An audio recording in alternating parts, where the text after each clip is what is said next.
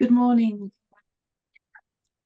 Good morning, everyone. Welcome and thank you for joining our webinar this morning, Beyond the Grade, Shared Learning and Insights from Inspections.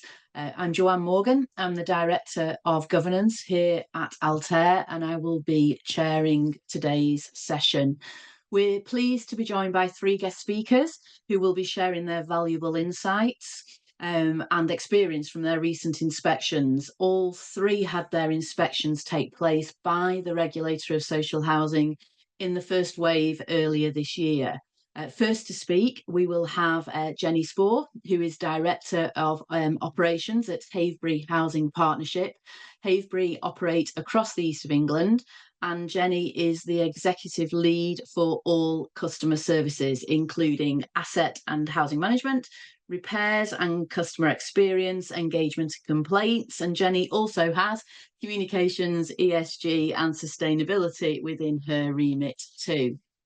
Secondly, we will hear from Wayne Gales, Chief Executive at Weaver Vale Housing Trust. Wayne joined Weaver Vale as Chief Executive in 2017, prior to which he held senior and executive positions at various Northwest housing associations. Wayne is also involved in a variety of housing and community-related regional boards, and Weaver Vale homes are predominantly in the Cheshire area. And to finish, we will have Claire Griffiths join us, Chief Executive at Cobalt Housing. Cobalt is based in North Liverpool, and Claire has been Chief Executive since August 2022, sorry Claire, give you a couple of extra years there, 2022, and has worked in the housing sector for over 30 years, starting off working in development with housing cooperatives and including a spell in overseas community-based housing and infrastructure projects. So before we get started this morning, I'd just like to thank all our speakers for taking valuable time out of their day to share their experiences. Your insight is greatly appreciated, and I'm sure all our attendees will find the session informative. Following the presentations from our speakers, which will last around 35 minutes, you will have the opportunity to ask any questions. You can submit these throughout the webinar via the chat function or the Q&A function. We also have Anne-Marie Bancroft joining us today. Anne-Marie leads on consumer regulation here at Altair, and she will also be available to answer any questions that you may have. The webinar will be recorded and distributed following the session via email, along with the slides that are presented here today. So let's get started. I'm delighted to hand over to Jenny. Jenny, over to you. Great, thank you. Thanks, Joanne. So just a little bit of an intro. As Joanne said, about Havebury, we're based in the east of England. We've got around 7,500 homes. Mainly general needs, but we've got some shared ownership, supported housing and a hostel, and we develop around 210 new homes a year. So we had our regulatory inspection in May, June this year. We got G1, V2, C1.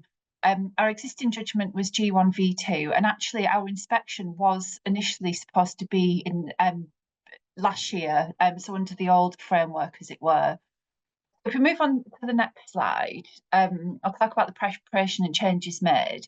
But as I've just said, around the timing of it, the preparation was around changes we'd made to services. We didn't expect or indeed know what the new framework would be. And with that, there's no silver bullet here in terms of what I'll say we did do. But it was about learning from our residents, delivering better services, and being able to demonstrate that. So there's a few things that we did that I think it served us well, as part of our inspection. We went back to basics and how we delivered services, and a key part of that was removing patchless working for the housing officers. For some of you, this operating model may work, but for us, it really didn't, and our residents were really clear about telling us that, and they wanted a named person. Also meant that our housing officers weren't able to build the key relationships they needed with residents, particularly those who were vulnerable, and there was a much greater chance of not joining the dots on serious cases at worst case scenario, or at the very least, residents not being able to build trust with a key person. We also have a supported team, which is quite large for the size of us actually, but in truth, it's more like an intensive housing management team.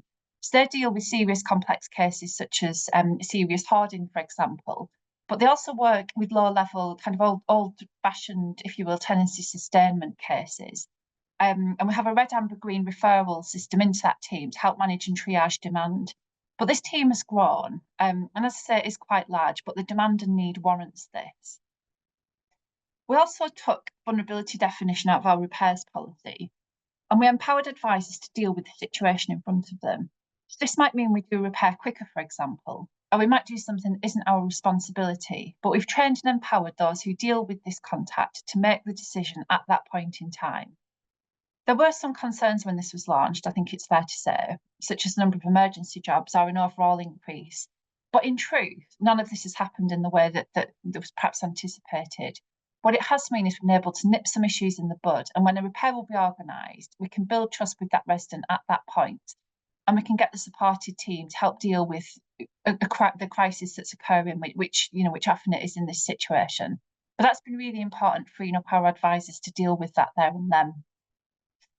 We've also run a couple of projects, or silent voices, where we used a number of criteria, such as last contact and repair reported, to identify residents who may need some assistance. And out of the 800 or so that were flagged, there were around 25% who did need some help and assistance. So some of that was, for example, an aids and adaptation, but there was a handful of significant damp and mould cases.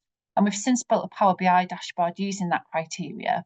So the team now have this information at their fingertips, and we can be proactive in getting out and visiting these residents. And finally, we did a resident survey last year, which we have continued. And we had 1,700 residents respond. And of course, the data is important, but the absence of this hasn't meant we haven't been able to tailor services where we need to, for some of the reasons I've outlined. And it's probably remiss of me to not say here how the teams really stepped up and owned this. They care and they're curious, and I see examples of this every day. And when I get out and about with the frontline teams, I can see this happening. So it'd be remiss of me not to say the people who work here have played a part in this. So on to the next slide. So some of the other side of the coin, if you like. So the stock condition data, of course, the amount of data we hold, the quality and the assurance of it. And we had over 100% of homes which have had a stock condition survey within 5 years. And we'd had this and the business plan assumptions audited by Savills. So on one level, we know our homes really well, but it wouldn't be true to say all of our homes are good quality, which is where the supported team fit in, as I've just outlined. And this is really well embedded now. But the link between home and resident is so intrinsic in so many ways, and we've really brought this together more, and we could evidence this. We've also changed what we class as engagement. So now we essentially include any feedback. So it might be focus groups we hold, policy consultations, complaints, compliments, TSMs, anything, essentially, how residents are feeding back services as engagement. If we go back to the purpose of this, to learn about the services we provide and maximise the number of resident voices we hear, we already have this in so many ways. And now we pull those together into one pot, regardless of the route. And our Resident Experience Committee and board get these at each meeting so they can see numbers, trends, themes, and what we're changing as a result. We also did some work around compliance with our compliance specialist penning some choices over our big 6 compliance areas, and we strengthened our assurance around these. And we have a damp and mould or healthy homes team and robust process around how we manage this. We also improved the performance information we have. And on the economic side of the inspection, looking at risk and performance framework, this was really drilled down into around the compliance, what boards see, what they should know in quite a granular level of detail. So in terms of practical preparation, there was a document request, and there was many. I mean, overall, we submitted over 250 documents, partly because the requirement is, of course, greater, but sometimes several documents fulfilled one element of a standard. But we'd also undertaken a self-assessment against the draft consumer standards last summer, and boards saw that, and they could see where our gaps were and our timelines to fill those. And that was everything from a week to 2 years. So, we've still got gaps and we're still working to strengthen those. But board knew, where they were. We also prepared storyboards for key areas, such as complaints, health and safety and compliance. But we also did specifics. So for us, we did one on vulnerable residents and how we tailor services, because this has been a big focus for us. And we had a fair bit to talk about that didn't quite fit into any of the others. But these were twofold. They were useful background to the regulator, of course, but they were also a good aid memoir to us because, of course, you'd change things and move on, change things and move on. But actually, it's really good to put everything down and just summarise, the changes we'd made over the last few years. And board and committee members also saw those in terms of prep for the meetings that they had with them. Moving on to the actual inspection. So the regulator observed a resident experience committee, a REC meeting, and they spoke to involved residents after this, and they also observed a board meeting. They also met with the chairs of REC board, Homes and Investment, and our Audit and Risk Committee. And in terms of the exec interviews, the consumer element was probably about 75% of the actual exec interview time, and they were structured as the standards, so safety and quality, for example. But as I'd said for the economic session, there was also a focus on risk and performance management, particularly compliance and health and safety, and resident involvement and how it themed corporate plans, strategies and discussions and so on. But the other themes you'd expect were repairs, including a backlog, stock condition data and assurance, how well we know our residents, engagement complaints, ASB, essentially the standards. And the questions were the nuts and bolts of operations. There was a handful of more strategic questions, but most were operational. And there were some that I couldn't answer there and then, which was fine. And it was fine to follow up with responses. And as per the previous inspection, there were some further follow-up questions, then a final meeting at the end of the period. So we actually learned about our result in July, but we were embargoed until September, which was due to processes within the regulator and a kind of quality assurance committee. But it was great to learn that we had got the C1 rating. Everybody's still learning, and the regulator said this several times throughout that we were in the first cohort. It's likely some things will change, and I suspect there will be elements of what I've just described that will change. But they reiterated this several times to us. So in terms of board members' perspective, this was the chair of our resident experience committee, and just her reflections on it. And she'd said, like I've outlined, the hard work needs to have happened months, if not years before. This isn't something that you can, pull together quickly. But think about what the key strands you want to get across for your organisation. So the key things from a board member's perspective that you really want to get across. And she said, your USP in many ways. How can you showcase engagement at meetings? So we had some breakout sessions, for example, at ours. So we had residents and board members, getting together to talk about our sustainability strategy. So that's how we started the meeting. Explain and repetition. We had some of the questions were repeated, and she said have examples to hand and be outcome focused. Not all of the questions we were asked were outcome focused. So she said just make sure you've got examples and repeat the same message several times over. And really know how you collect and assess feedback and what happens later, and be able to demonstrate that in the answers that you're giving to the regulator. So finally, just in terms of reflections, we're not perfect. We have gaps and areas we need to improve. But what we were able to demonstrate is oversight had been baked into boards and committees for a couple of years before. So self-assessments against Ombudsman Spotlight reports, and changes we've made to how we manage damp and mould, for example. Committees and board had seen these, so we could really evidence, that delivering landlord services was really baked into what we did. We had many examples where we could demonstrably evidence that feedback had changed services. So whether this was feedback on the quality of a particular service, so grounds maintenance, for example, in our case, or direct consultation on a policy, we had that and we could feed back where that had happened. Third line assurance is important, and it was no difference for the inspection. So we use Savills and Pennington Choices, for example. But last year for our internal audit programme, we also put in some audits where we had no or limited evidence, and we just needed another check. So we moulded our internal audits, to some areas where we didn't have evidence. But also our work continues. And inspections will be different in future, but our focus will continue to be delivering great services to our residents, not to necessarily meet the regulatory framework. Great they align, and we were glad they did, but the focus for us is, of course, delivering great services. Thank you, Jenny. That's really insightful. And we're over to Wayne next. We'll take some questions at the end, as I mentioned. So if there's anything from Jenny's slides there, please do pop them into the chat. Thanks, Wayne. Yeah, thanks, Joanne. Good morning, everyone. Just if I can just say a little bit about the trust, just to kick things off, if we can just move forward, please. Thanks. So, stock large-scale voluntary transfer from Vale Borough Council, around that 6,500 homes, 300 employees. A really strong culture. That's not my view. That's the view of the colleagues who work at the trust, recognised within best companies as an extraordinary, these are their words, not mine as well, organisation to work for based on feedback from colleagues. We were cited as a #1 housing association within their sector group for a few years. We are developing, we're growing a really simple group structure. And we've had customers embedded in our governance structure for many, many, many years at board level as well. A lot of TSMs are at top quartile, I think all but one. Limited housing ombudsman cases and judgments recorded, or no judgments actually in 23-24. Real clarity of purpose. Which is really simple, that golden thread. I'll come on to that a little bit in a moment. And obviously, you know, the outcome in relation to our inspection, I'm assuming, which is a G1, V1 and C1. But I suppose just stating the obvious, despite all of those endorsements, etc., we're obviously not perfect. I think we're far from that. And I think inspection teams understand and recognise that, and actually they're not looking for perfection is something I would sort of say straight away.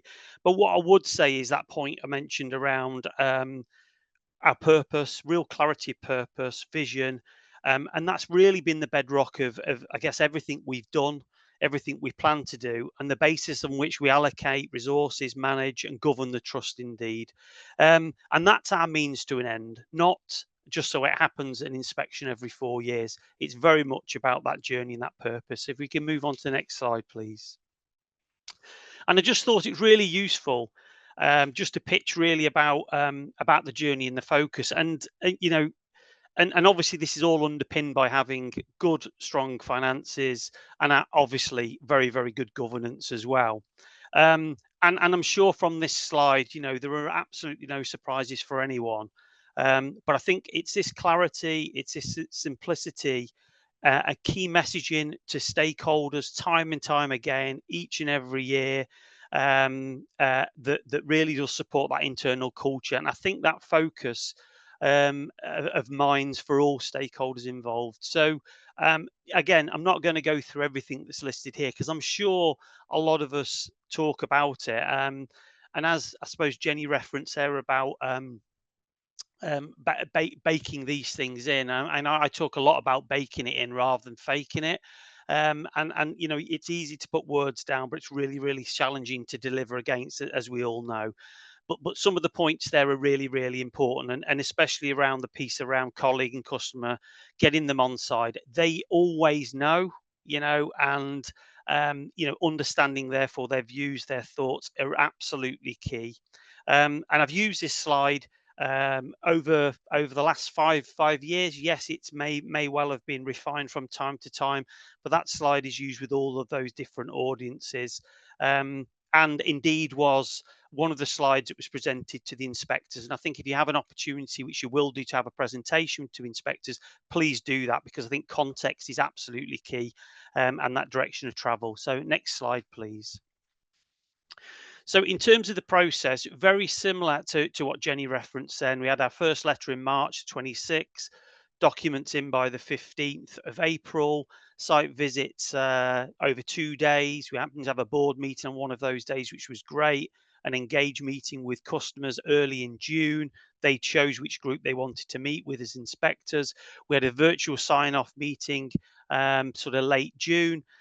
Or so they thought, because we absolutely prompted a couple of additional meetings post that that virtual sign-off meeting in order to get a few things across, and I'll come on to those later. I think that's really, really key about owning the process and actually, to some degree, trying to drive the process as best you can. Our outcome was known sort of late July, and embargoed until late August. But in terms of the process itself, the team were really well informed from the regulator. It was reflective of the IDA, but you know it was a lot deeper in terms of some of the dives that the inspectors took, and absolutely there was that focus around consumer and engagement. It was well managed, the process from our perspective. There was flex where needed. It was fair, it was transparent. There was absolutely room for a two-way dialogue. There was no surprises. The bar did feel higher from an expectation from the regulator, as you'd expect. But our challenges and areas for development were absolutely aligned. And another point there around that opening presentation, be open and honest about where your challenges are, where your issues are, where your areas for development are. But as I say, based on the questions that were asked in terms of the document requests, etc., we had an indication, we had an understanding of where the pressure points might be. There was constant triangulation across all three standards during the whole process. And be prepared for those deep dives. And that was not just from an executive point of view, but also the two chairs, our chair of the board and chair of our auditing and governance committee were also together, were interviewed, and there were some really detailed questions in their respect as well. And I think a really important thing for us, every time we felt there was potentially a bit of a challenge or a bit of an issue, that we absolutely tried to ensure closure. As Jenny said, we were at times we didn't know all the answers. We went away. We came back with further information whilst we're on site and off site. But we always tried to square off the circle in terms of saying, have you got everything? Does that deal with the question? Does that deal with the concern that you may have raised, etc.? So that closure was really, really important. And as I've mentioned before, just because they're off site, just because they believe the process is finished, you got to keep pushing if you feel that you need to get things further, and deal with those sort of the smoke and mirror issues or any smoking barrels. Make sure you close them out as part of those conversations. Next slide, please. So I'll just go through now some of the key takeaways from our experience, really. Clearly a real focus on governance, board committee effectiveness. They did look at the skills on the board. They did look at terms of reference in terms of the effectiveness of committees, the effectiveness of the board, and all the documentation through the reviews that we do annually in those spaces. Interest around board succession planning. Have you got a board succession plan? Can we see it? Absolutely decision making, oversight and control of the board for all of those key sort of decisions that you'd expect that were in the remit of the board. They were challenged. They look for confirmation of all of those things. Absolutely risk management, the alignment of activity and decision making in line with your risk appetite. I guess an example of that around development, we had a development failure, contract administration went into administration. They reviewed every stage of that process, deep dive from the inception of the project through to the contractor approval, through to the time on site, through to post administration, remobilization, challenge around impairment, if that was in fact an issue, external auditors' views on that, third lines of defence in terms of financial advisors' opinion, and throughout that whole process, when was the board informed, what was their understanding, etc., etc., etc. All things I'm sure you'd absolutely expect. Show me the money. Huge amount of focus around finance, as you would expect as well. Challenges around assumptions, business plan. Are they realistic? Have you got that third line of defense? Where are you getting your assumptions from? Are they prudent? Are they too prudent? Etc. etc. Early warning.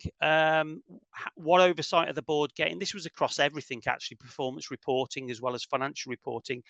What are they getting? When are they getting it? And actually, I got a sense that they quite like the fact that we were reporting information outside board cycles. So not just waiting for board cycles or board meetings to happen, but we're actually focusing outside cycles as well. Treasury, etc. Knowing your homes, a massive, huge focus as well around sample size of survey. A big detailed deep dive into what was the type of survey. Does it cover SRS? When are your future surveys planned? What are your current levels of surveys that you have? What is the rolling program for those? And actually, where you have outcomes from surveys, Are you following up from them? So if there's some cat 1 type things that are falling out of surveys, evidence that you've actually followed them up. And I get absolutely, again, where's the oversight for board? And also, what are you doing around decent homes? Not just where are you up to, how are you tracking that, but what about properties you can't get into, etc. Big push around compliance, as you'd expect. What are the boards seeing?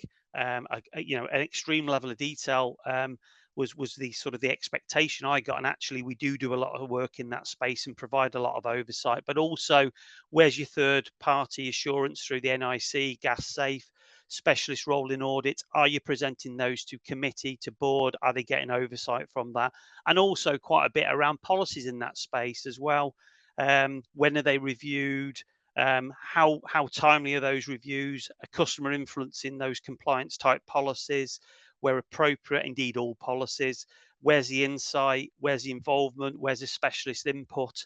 And are you learning from the Housing Ombudsman Insight reports, etc.? Next slide, if you could, please. And as you'd expect, lots and lots of involvement and lots of deep dive engagement in relation to the customer engagement and knowing your customers. A lot of questions around, the how, the who, the why. Alignment with governance structure. How exposed are the board to? Where are the touch points with customers? The engagement that you do have. Can you demonstrate it? Can you evidence it? That lived experience. And the so what question, how is it improving your organization, be it through policy, through strategy, process, service delivery, and that customer journey. And the robustness of approaches as well. Do you make every contact count? Well, if you do, evidence that. Service agility, how are you flexing services around that need? And importantly, a deep dive also into those silent voices. Yes, there's stuff around vulnerability, but tell us how you're reaching people who aren't contacting you, the hard to reach, the silent voices, and being able to evidence that was a line of conversation as well. And I guess all of that then around is, well, okay, you're taking all of that, but really being able to demonstrate service and the quality of service and how those things are influencing and improving service. A big focus around responsive maintenance and R&M, a big focus around DMC. What are your improvement plans? What is your customer engagement if you've got areas there that are not as strong? And we had some challenges around R&M last year, and we were able to demonstrate the journey, but also the involvement that we'd had through customers and other key stakeholders in some of those spaces. As you'd expect, health and safety, some limited conversations really around that local cooperation around neighbourhood, some focus around ASB, domestic violence, and just some quite quick evidence in around engagement, around board oversight in those areas, and some of that agency type work that you would do with other key stakeholders. So I think I'll just recognise and reference they will delve into those, not as deep as other places, but they'll also absolutely look for board for outcomes in all of those areas that you're playing your part, but also that board oversight in relation to all of those areas as well. Next slide, please. This is the final slide, really, which is just around just summarising, I guess, our experience based on the process that we went through. That board ownership and oversight throughout was really, really important. I think demonstrating that clarity around journey, that the board are absolutely setting direction, but also setting boundaries. Risk management is aligned to appetite. They are the key decision makers where needed. They've got timely, continuous information, and you're really clear around mitigations. You're really clear about where the stresses may be, both operationally and also obviously from a financial point of view. That your organisation, that focus is really, really clear. And actually the culture, the focus, the direction of travel is absolutely aligned as well in relation to the resources and the way you're allocating resources. And we did have questions in those spaces. And I think, be that honesty and openness about the good, the bad, and actually some areas where you just haven't got an answer at the moment. We're really clear to make that point on a couple of occasions, but also be able to navigate back to board debate, board discussion, and the rationale for why we weren't necessarily making decisions at that point in time. That sustainability piece was absolutely clear about robustness, but not just about delivery, but also in relation to finances, but also in relation to, I got the sense that it was beyond, customer census, for example. It wasn't just about having one piece of information. It was how you're going to constantly keep these ecosystems of information, data, etc., sustainable, and being able to evidence that these things weren't one-off and weren't just about inspection. They're actually embedded within organizations. Absolute triangulation across all three strands of all of the standards, continually. And if you're making a decision here, how does it impact here, and how does it impact there, and how is it informing decision making? And I think just finally, there are a whole host of can openers, a whole host of closers as well. You've got to own the context, was my view. You've got to own the narrative, and you've got to continue to repeat it, because they won't understand the organization. They won't understand the context in which you're working and some of the challenges. Openness, honesty, really, really key, and constructive challenge, of course. That operational performance, customer feedback is really, really important through all of those particular sources I've mentioned there. But I didn't get the feeling it was all defining.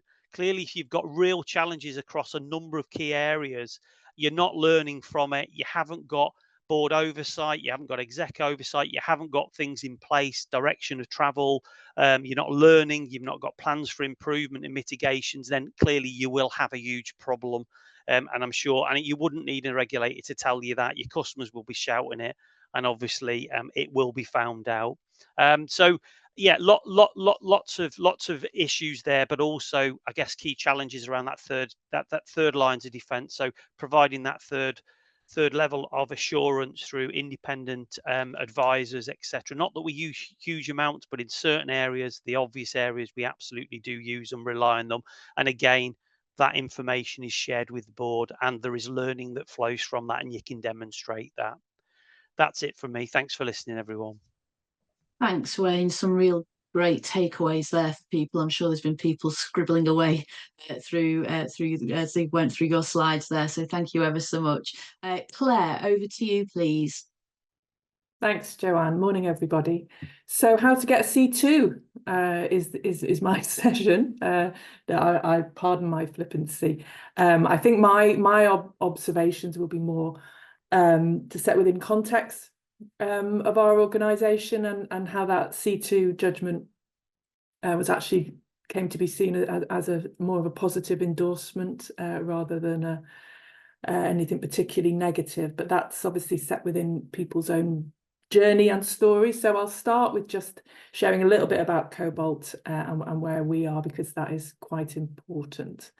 We, a bit like Weaver Vale, similar size organisation, LSVT, over 20 years now in the making. I became chief exec just over 2 years ago. And as is often the way with these things, was brought in by the board very much to drive some significant change projects. Some may have argued these were somewhat overdue, but anyway, I started that in 22. By 23, we had a new corporate plan with very much the headline objective being to improve our customer services. We knew that our repairs service was struggling. It had been a struggling contract since its inception in 2020. So we had two big change drivers going on, along with all of our other business as usual, which was to bring our repair service in-house. But we had a 2-year timeline for doing that, and to completely renew all of our IT systems and infrastructure and build our own IT team. We had outsourced our IT provision since our demerger from Onwards Homes in 2017. So some fairly big, meaty stuff. So that changed again pretty rapidly in December 23, when we realised the repairs service couldn't be left on a 2-year plan and had to be changed pretty much straight away. The feedback we've been getting from our customers and our own performance of financial data was at a point where we simply had to act. The service had been further worsened since November 22, and obviously the impact of Arwab's death in Rochdale. So we had to take a significant decision that board took in January 2024, which was to bring in an accelerated 6-month project to exit our repairs contract. This was all without our IT systems and infrastructure being where they needed to be to enact that change. So that was an ambitious timeline. Next slide, please. So yes, imagine our joy in February this year to be announced that we were having our regulatory inspection. A bit like Jenny, we had hoped, well, ours had been timed for last year, but as we never got that call, I suppose in our heart of hearts, we knew it was coming. So I've just given quite some a detailed time frame of that process, mainly because I wanted to focus a little bit on the documents submitted. Our actual experience of the inspection process was quite light touch. We got a C2 G1 V2 judgment. Given what we knew about our repairs service and the journey we were on, we were not expecting to get a C1. So I suppose that puts us in a different position to many others who will be absolutely doing their very best and striving to do that. We and the board, we talked about it and actually discussed that we would have found it difficult to justify to our customers a C1 judgment. So we could have worked extremely hard to perhaps convince the regulator that we were meeting all of those standards or to the extent that would satisfy them. But it felt like not a fight worth having for us. And that's mainly because we'd been very open with our board since I took over in terms of what we were discovering and the improvements that we needed to make. So it would have been, I would have said, virtually impossible, given the governance inspection, to have shown anything different. We'd also shared lots of customer impact and customer stories. So we wanted what we thought would be a C2 to be viewed in the most positive way that it could. So the uploading of the documents our Director of Governance spent an extraordinary amount of time on, and I think it served us extremely well. We had very little comeback or requests for further information. We are a simple structure, I would say, though, just to put that in context. Perhaps it's the nature of my Director of Governance, but she spent an awful lot of time analysing exactly what those questions meant and what they wanted. So the inspectors, God bless them, were faced with, I think, one of the biggest uploads they'd ever seen, I think they told us, but an extraordinary amount of cross-referencing and triangulation around all that information request. And I think that went a long way to making our post-inspection process and questioning extremely light touch. I know that others in the first cohort were extremely tested by that process when they thought the inspection had actually finished. So anyway, I hope that more detailed timeline and what we undertook is helpful. Next slide, please. So some of this Jenny and Wayne have covered excellently, yes, on the questioning of consumer standards. Knowing your customers and knowing your properties seemed to be absolutely key, and being able to demonstrate where you could make those links. We were able to demonstrate that we knew our properties, but we were very open in that our journey towards really understanding and updating our customer data had barely begun. Our project for that has actually only just commenced this month. And again, we weren't trying to hide from that. We were very open about that. So it was clearly a gap that needs to be filled, and that was acknowledged in the judgment. We talked a little bit about the Ombudsman, and we know that the inspectors do reference Ombudsman stuff. Ourselves, a bit like perhaps Wayne, we've had no severe maladministration judgments and not a huge amount of judgments against us. So I don't think it's as clear cut as saying, organisations that have severe maladministrations, and I think some of the C1 ones have, but don't quote me on that. It's certainly not a simple link there. We were continually asked, how is the board hearing the customer voice? And it sounds obvious, but we can't just say, yeah, they're hearing it.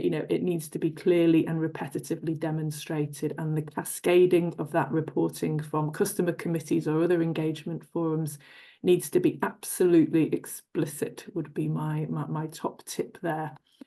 TSM is a bit like Ombudsman, I think. I don't think there's any clear link. Ours aren't brilliant, as you'd expect, around a failing repairs service. But they were very open, our inspection team, that they recognise the limitations of them as a somewhat blunt tool at the moment, and they'll be looking for much more cross-referencing across all your other satisfaction and engagement measures. So again, I think there's a strong tip there. It may be obvious, but they did interview in some depth our customer committee members with no staff present. As Wayne has said, the external assurance, they appear to what they want, that assurance, and it may be advised to overdo that on occasion. They particularly want to know that the board understand and are asking for that external assurance, which I suppose is more around the governance standard, but I think they would be surprised if board members weren't asking for some fairly robust external assurance on safety and quality standards. Next slide, please. So yeah, governance. My view is that they will expect improvements on customer standards, and my C1 colleagues here are very open about that. It is the board understanding and knowledge of that, the openness about those areas for improvement, which I think gave us what I see as a positive C1. And we weren't trying to hide anything. Board were absolutely clear about where we needed to improve. A bit like Wayne said, that the focus on the risk management and mitigations is there's no let up there. And if you've read the current sector risk profile that's just come out, if you haven't, I'd recommend you do read it. It's a very good document, but there's no laughs in there, and they will be focusing very much on those key areas for scrutiny. And the fact that you're showing your investment and spending on areas where you need to improve won't get you off the hook in terms of needing to have a grip on that risk and mitigation. And obviously, yeah, yesterday's budget is simply just going to make that even more challenging at the moment. My chair and my audit chair are brilliant, and these are people who are over the detail, but I think that their feedback from their couple of hours with the regulator is that they were a bit sort of hot around the collar in the level of detail and operational scrutiny that they were expected to know. And I don't think that's a question of having to memorise the last gas safety performance. I think it's more a question of them knowing what those operational challenges and those weaknesses are. So again, I would recommend that board members are clear on that, and chairs that are going to be interviewed need to have that broad understanding of the operational environment and where organisations need to improve. As has been previously said, that the makeup and expertise on those inspection teams, as it has always done, I think will affect the level and scrutiny of some of those questioning that we had. That's all I'll say on that. But absolutely, they were fair and measured. They developed their understanding of us very quickly, and yeah, we're extremely diligent in their work. I think this is my final slide now, and we can go to questions. The story, they want the story, and you need to know your story. It needs to be the right story, because when you're coming to the governance inspection, there is nowhere to hide. And if it looks like you're trying to hide it or not being open and honest, they will go down that route. And I think then when you're looking at potential governance downgrades, I think a G1, C2 is very different to what a G2, C2 may look like. Our plans to continue our journey to get to a C1 are very light touch at the moment, and I genuinely believe that was because of the strong governance framework we were able to demonstrate. Just on the board and committee papers, when we were saying we will be doing that, we will be doing this. What they did want to see is evidence of that in forward agendas and plans, so that you need to be able to show not just the backstory or the story where you are, but where the story's going, and be able to demonstrate that that's already in your plans. Any weaknesses and gaps, which there will be, plans in place to improve, need to be firmly evidenced and having been reported on. And really, yes, my final 2 points is my advice really about not over-promising. So where there is an improvement, and let's face it, the majority of associations are currently coming out with C2s at the moment. I'm not saying that will continue. Having the plans and improvements in place is extremely important for that. And yeah, I don't believe that the importance of that governance link to consumer standards can be overstated. I think you've got to triangulate all three constantly, but perhaps particularly the consumer and the governance standards. And that's all from me. Thank you. Thank you, Claire. That's it's really helpful for you to just run through the context there, I think, for people attending today, and a positive C2. As you say, the board are aware what's being done, and good to hear that sort of move to C1 going forward is light touch at the moment. So yeah, thank you for sharing that, Claire. That's really helpful. We have some time for questions now. We've got a couple that have come through, but please do just pop them into the chat or the Q&A if there's anything that you'd like to ask our speakers this morning. Some key things being reiterated there by all three speakers about the context and being open and honest. And also being clear and repetitive. And we've had a question that's come in about, Jenny, you mentioned about creating storyboards. And one of the questions that's come in is, how did you do this and which areas did you focus on? And I think some of that sort of context and clarity and repetitiveness leads into all that. But Jenny, if you would like to start by answering that, and then we can ask Claire and Wayne to jump in.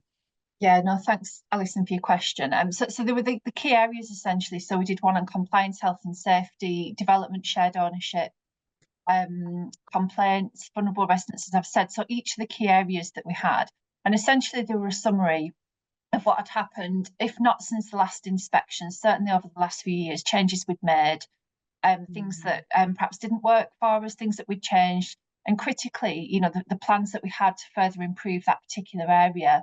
But we'd also link in there any third line assurance and audits we did. So it was essentially a really good summary of the service area and helped tie the picture together. So I keep mentioning, you know, vulnerable residents and how we tailored services. We needed to do something specific on that because it didn't kind of fit anywhere else. And it was just really a good way of demonstrating what we'd done and what changes we'd made. Yeah. Thank you, Jenny. Claire, Wayne, anything else you would like to add? We did something exactly the same. We called it the corporate voice. So it was exactly as has just been outlined there. Really simple, bullet pointed, and I think as others have said, there was absolutely a level of detail that the two chairs were quite taken aback by. They were able to go in together. I'd always advise that you can bounce off each other, but their feedback around the corporate voice, as we call it, which was about 12 documents covering key areas, has just been alluded to, was that was really useful for them to brief them before, without a doubt. Yeah, so very similar approach. A lot of our triangulation just came back to our corporate plan. I mean, we, you know, again, in terms of where you are on your journey and your own storyboard, we were 8 months into a completely different corporate plan than the organisation had ever had.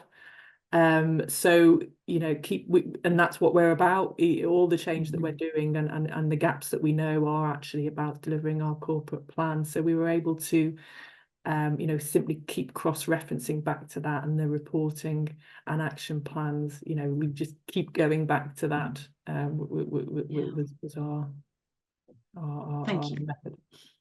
Thank you, Claire. I did say in the introductions that Wayne sits on many regional boards and panels. He does need to shoot off shortly to chair one of those. So Wayne, I'm going to ask you the next question that's just come in, and then we'll let you head off to chair your next meeting.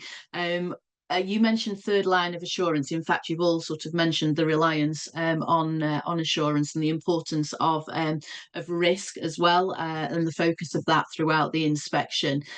Alison's asked, just like to understand the areas you focus your third line of assurance on. So Wayne, if I could ask you to just reflect on that, please.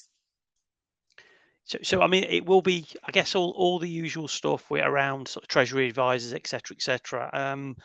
But I suppose we sort of major quite a bit on those areas in relation to compliance as well. I'm sure many others do. You know, and we share. So we have a third party that comes in that does in-process checks every month as well. It's how you and we found that the inspectors appear to take quite a lot of confidence from the fact that we were doing those things were embedded. It weren't just one off. It was constantly part of our sort of our process and the assurance, but also that the board had oversight of that, or through committees there was absolute oversight. NIC, EIC do an annual review. We have an in-house team, so they're in inspecting every gas safe are the same, and sharing the outputs from all of those things with that sort of added additional layer in relation to additional oversight and that third party assurance. So major focus around compliance and the work that we're doing in that space, also around stock condition, the work that we're doing around stock condition, obviously presentations from organizations who are undertaking that around not just the inspections but also quality of inspections, alignment with your own internal investment plans, etc., based on the outputs from some of the stock condition surveys, life frames for components, all of those things. So predominantly around the property in particular, was the oversight that we provided through third parties. Thank you, Wayne. Really interesting question just come in, actually. Did the RSH feedback on your website content? So did they feedback on your website content as part of the judgment? So did you during discussions get any feedback on that? Jenny, would you like to start with that one? We did, yes. So and this was discussed as part of the exec interviews as well. And so they did, they commented on what they liked. There was a few things that they thought that could be improved, but generally they were positive. And the other thing that they did was satisfy some of the document requests from what was on our website as well. So there was some bits on ASB, for example, that they'd said they didn't need any more information because they'd been able to source it from the website. And some of the domestic abuse and grounds maintenance work that we've done as well. So yeah, they did a good trial beforehand. Yeah, and the same for yourself, Claire and Wayne, the same sort of experience. Very much so. Very important that websites are up to date, and also corporate posts on social media are also scrutinised. And again, we're able to demonstrate and they recognised our commitment to domestic abuse and ASB. Through those measures with very little further scrutiny. Yeah. Very similar experience, and they absolutely look, because we had a policy, I think it might have been being ASB, and we had maybe a tip: take any actual monthly dates of reviews on policies off. If you want to put 2024 review, leave that on. But we happen to have, I think we had something titled July. They said, well, it's not on your board forward program yet. We said no, and this is the reason for it. So they absolutely do look on those websites. Expectations of what your customers should be able to access. Yeah, can customers access everything they need to? Is it easily? Is it plain language? Can they get to it quite quickly through the website? How user friendly was it?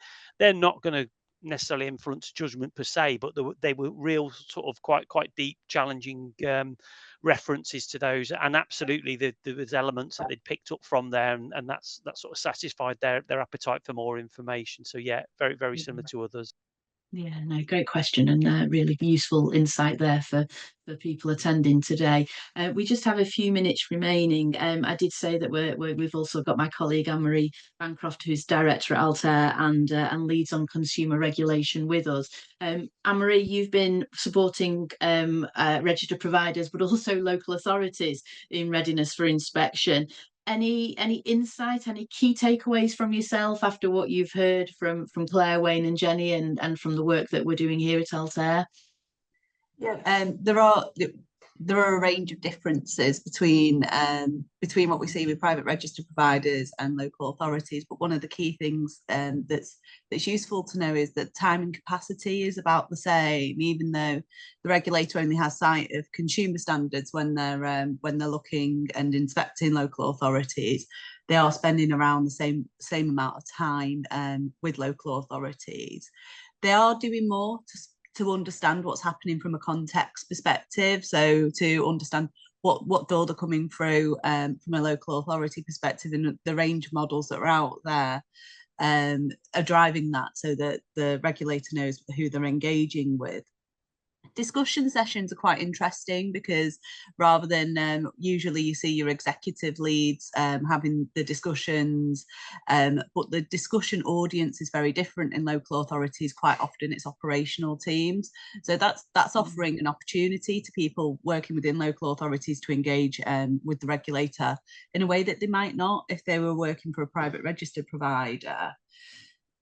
I think local authorities, one of the key things that is risks being forgotten is that it's really important to think about oversight and assurance when it comes to meeting the consumer standards. Just because the regulator doesn't assess the governance of a local authority, it still focuses on how the landlord service is overseen and whether there is assurance. As with speakers today, there is a huge focus on external assurance in those key risk areas, obviously safety and quality being one. The range of outcomes have been massively different for local authorities. So we've seen a lot more lower gradings for local authorities than we have for private registered providers, which potentially it can be linked to the fact that a lot of local authorities haven't engaged with the regulator previously. One of the things that we see local authorities really struggling with, and I have a lot of empathy for, is the fact that they are used to working with a range of regulatory bodies, and their principal regulator isn't necessarily the RSH. Adapting their regulatory knowledge from working with other regulatory bodies is very difficult, I think. Understanding what co-regulation means in a local authority context is a real challenge. And quite often individuals and executives have a range of regulators within their remit, and they try to draw on maybe their experience with Ofsted or CQC in working with the RSH. And I think that's a real challenge when LAs are trying to look at co-regulation effectively.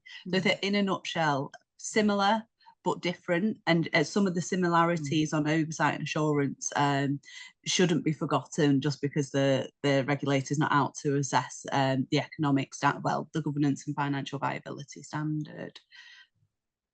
Thank you, Anne-Marie. I'm sure you could have spent an hour on the subject alone, perhaps next webinar. But thank you for your insight there.